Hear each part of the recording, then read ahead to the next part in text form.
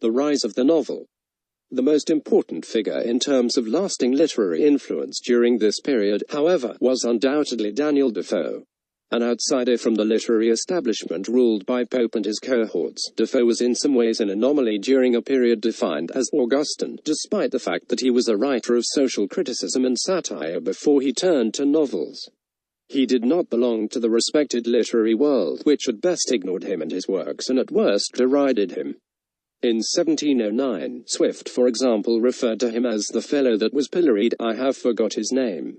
The works of fiction for which Defoe is remembered, particularly Moll Flanders 1722 and Robinson Crusoe 1719, owe less to the satirical and refined impulse of the Augustan tradition, and more to a contrary tradition of early prose narrative by women, particularly Aphra Behn, Mary Della Riviere Manley, and Jane Barker.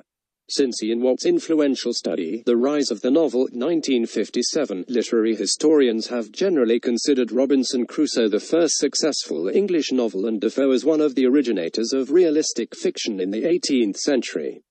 But he was deeply indebted to his female precursors and probably would never have attempted prose narrative if they had not created an audience for it in the first place. The English novel was a product of several differing literary traditions, among them the French Romance, the Spanish picaresque tale and novella.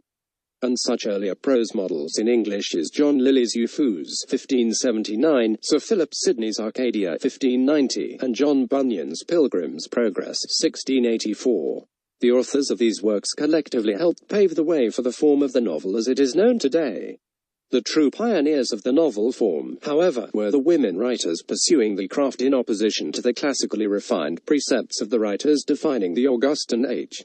Particularly influential were Aphra Behn's travel narrative Oroonoko, 1688, and her erotic epistolary novel Love Letters Between a Nobleman and His Sister, 1683.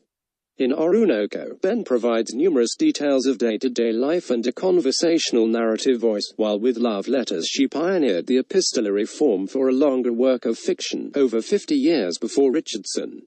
The political prose satires of Mary Della Riviere Manley were racy exposés of high society scandals written in the tradition of Love Letters. Behn's erotic roman à clef. Manley's novels The Secret History of Queen Zara and Azarians, 1705, and The New Atalantis, 1709, were widely popular in the day, and helped create an audience for prose narratives that was large enough to support the new breed of the professional novelist.